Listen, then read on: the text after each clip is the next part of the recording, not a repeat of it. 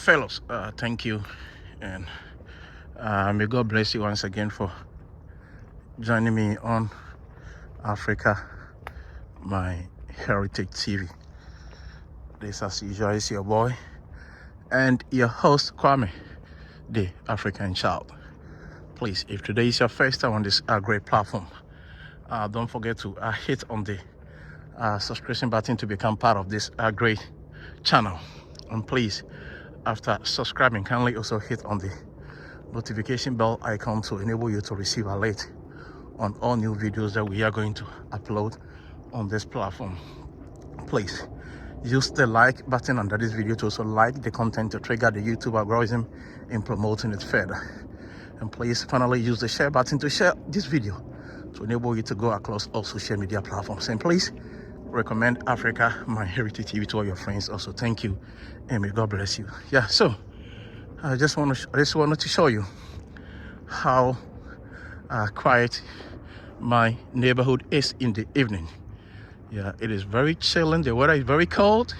Yeah, we're still within the winter, and I just want to share this little message with you. So this place can be likened to East Legon. See, this place can be likened to East Legon in Ghana, or it can be likened to Trasacco Valley, or it can be likened to cantonments in Accra, or it can be likened to most developed areas in Accra, Ghana, and other West African countries. So now the simple question that we can all pose to ourselves is that, so even within Ghana, in the midst of Africa, if people are so smart and intelligent to be able to build beautiful neighborhoods like I aforementioned, then why can't these same people also expand their neighborhood across the country in making sure that little by little we can also transform the Ghanaian communities? We can also transform the Ghanaian neighborhood, or we can also transform most African neighborhood. It is possible, you see. So now, simply, what I'll say is that the last time I was like having a discussion with a brother, and we were like looking into the possibilities of having a very quality road with respect to Ghana. And I put forth this idea that if you go to some Asian countries, because mind you, I've been to almost about 5 Asian countries. So if I mention Asian countries, I'm talking out of experience. Yeah, because I've been there before. Yeah, and I know whatever it is that I may be talking about. So I've been to Asian country like Singapore before. Yeah, I've been to Asian country like Singapore before. So sometimes people may ask me, you see, so most of the surface, you see, so most of the surface that you see, most of the surface that you see in Africa, it comes from this place, you see. So this is for free, you see. This sofa is for free, see. So in case you are living close or you are living nearby and you would want to take it, it is for free for you to pick it up. Nobody is going to ask you any question. So this job is for most Africans that pick this stuff up, and they have a full container of it. They ship it to Africa or Ghana and they sell it. Yeah, let me go back to the main message. So I was like saying that judging from my presence in Singapore, Indonesia, Malaysia, and what is the last country? I've forgotten about the last country. I will just tell you in case it comes back to memory. You see, most of the developed neighborhood, they have this system there that in the neighborhood that the government hasn't been able to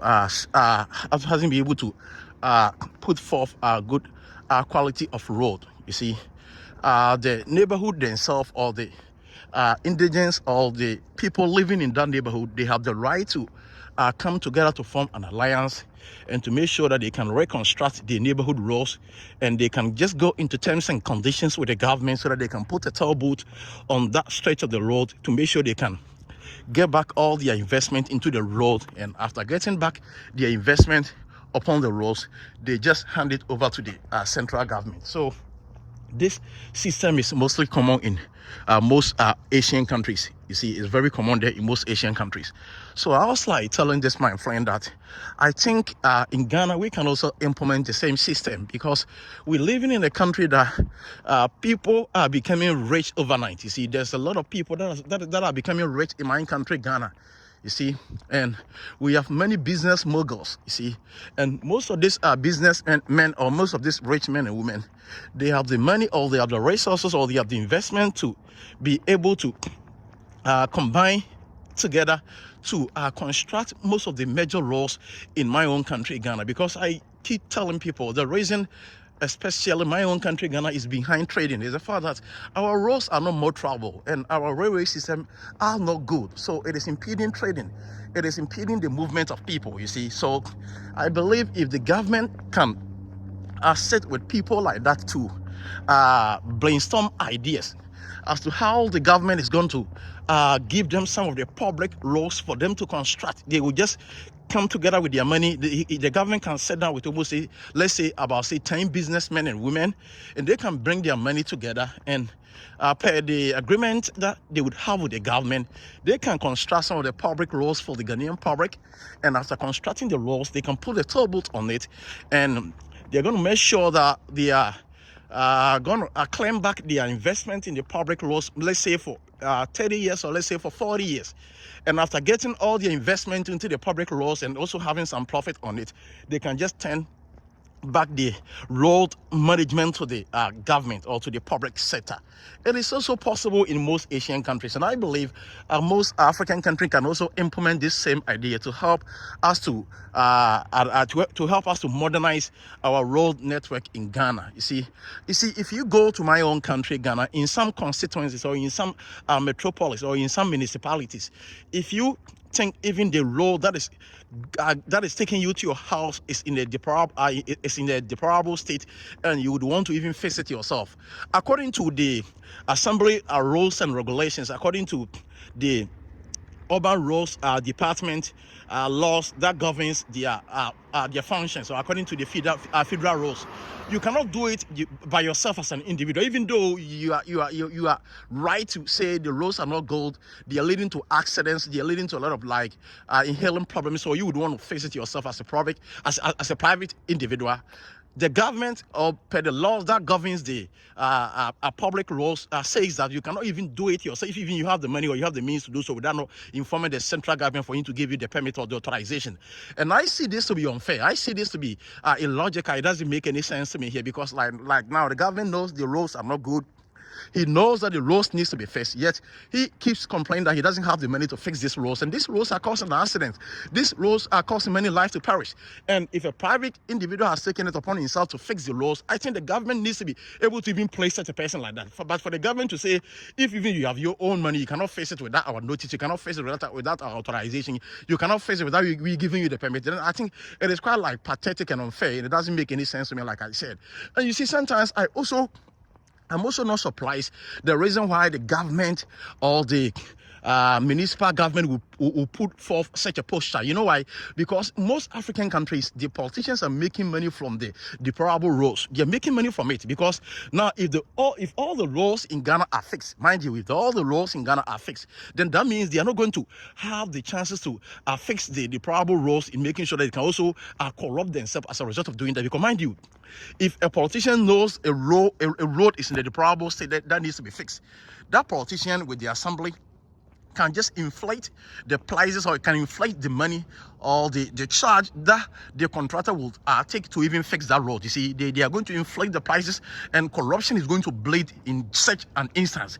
So they always see the deplorable roads in Africa, they always see the bad roads in Africa as an advantage, as a platform, as a leverage, as a means for them to make money, for them to corrupt themselves. So if you see the roads are bad and you want to fix it, they will even fight you, they will even rise up against you, making sure that you are not going to have the leverage and the means and the opportunity to fix this road. So sometimes I am not surprised the reason why they keep on fighting the private sector in a situation whereby they would want to fix our road for us, so that we, the state, can even pay it later. So I told my friends, we can consider most of these measures in Ghana. We can consider most of these measures, and the central government can also sit with the private sector and make sure they can implement policies like this so that it can be of benefit to the Ghanaians. Because sometimes, like, it breaks your heart for you to have the opportunity to experience life elsewhere, and for you to know how quality roads elsewhere are. Example, just look at this neighborhood that I'm just walking within my neighborhood,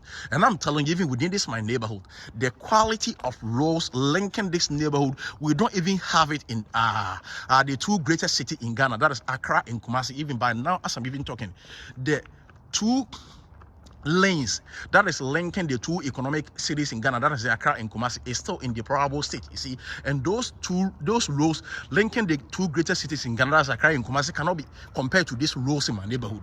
And it is so sad and pathetic, because we are here talking about a country called Ghana that has all the natural resources, that has all the human resources. So why is it that we are still lacking behind with respect to roads and with respect to how we can improve on the convenience for our citizens to travel? So I want the Ghanaian government to sit down to consider issues like this and know how they can engage the private sector in fixing most of the public roads in Ghana. The government needs to know how they can also engage the banks. They can engage some investment companies. They can engage some contractors on how and means the contractors themselves can also come together, construct most of our public roads for us, and after constructing it, they can also put a toll booth on it for the Ghanaians public to use it and to pay it. And after they've been able to recover their investment and their profit, then they just hand it over to the central government. I think it is a calling that is wise. It is a calling that is sound. It is a calling that is reasonable. And I pray that my central government and most African government would consider an opportunity like this to make sure we can have a decent communities, a decent country, and a decent place to call home back in Africa. As I say, I love Africa. I stand for the togetherness of Africa. I stand for Africa developing. I stand for Africa modernizing. I stand for Africa becoming of age. I stand for Africa like no other. And I would want Africa to develop. I would want Africa to also grow in terms of our GDP and everything. So please, my cherished African leaders, it is possible we can do this. You see, the same companies that has been able to build this beautiful and this habitable neighborhoods in Accra or across West Africa or across all other African countries, they are still within Africa, and we can still harness the abilities of these people in making sure that Africa can also come of age. So please, African government, please engage the private sector in the development of the country. There is no way as a government, there's no way as a central government you can develop the country alone. So please, if you come to the America here, their economy is private sector driven. Everything in America here has been privatized. Everything from head to toe has been privatized. It is being managed by the private sector. Why? Because the government believes that when the things are in the hands of the private sector, they manage it efficiently, they manage it effectively, because they know they are doing so for profit. But when you just leave everything in the hands of the public, sometimes people, like typically with all Ghanaians and typically with my people, as I know of, they even tell you in our local language, after all, this is not your family property, this is not the inheritance left to you by your parents or your descendants, so why must I spend my time to take care of it? Why must I spend my quality time to be protecting it? No, man, let's make a mess out of it, because after all, everyone does the same thing, you see. So that is a typical mentality of the black African, you see. But here, all the systems are in the hands of the private sector. It is a private sector driven economy. So everything you are going to see in America here is in the hands of the private sector. And they are doing a great job, and they've been doing a fantastic job for the past, 300 years. They've been doing a fantastic job. That's why the American economy is ranked #1 across the globe. So that should tell you that their private sector has been doing a great job, which I think we can also replicate the same thing in Africa. So what is stopping us? What is preventing us from also doing the same thing in Africa? So I beg you, my dear African leaders, I beg you, my cherished African leaders, please, let's seize on this moment and opportunities in making sure that we can engage the private sector in building a better Ghana, in building a better Africa, in building a better continent that every African would be proud of. It is also important and critical for us to be able to have places like this. We live in the 21st century that we can do with modern societies. So please, I beg you, my dear and cherished African leaders, please build decent communities like this for Africans. We need that. We need that to also feel proud of. We need that to also have some sign of relief. So I decided to just recall this video to my cherished African leaders with the greatest of respect today, because I love them and I do cherish them so much. And to you, my cherished viewers out there, let's keep on wishing for the best for Africa. Let's keep on wishing the best for Ghana. Let's keep on being positive, and let's keep on dreaming for a better Ghana and a better Africa. Thank you, and may God bless you for your quality and productive time that you spend during these moments of broadcast. Please, if this is your first time on this platform, don't forget to subscribe to Africa, my Heritage TV, and please, after subscribing, kindly also hit on the notification bell icon to enable you to receive alert on all new videos that we are going to upload. And please like this content if it is educating you, to enable it to also trigger the YouTube algorithm to promote it further. And please share the video to enable you to go across other social media platforms. Thank you, and may God bless you for your productive and quality time that you have shared with me. Thank you, and may God bless you.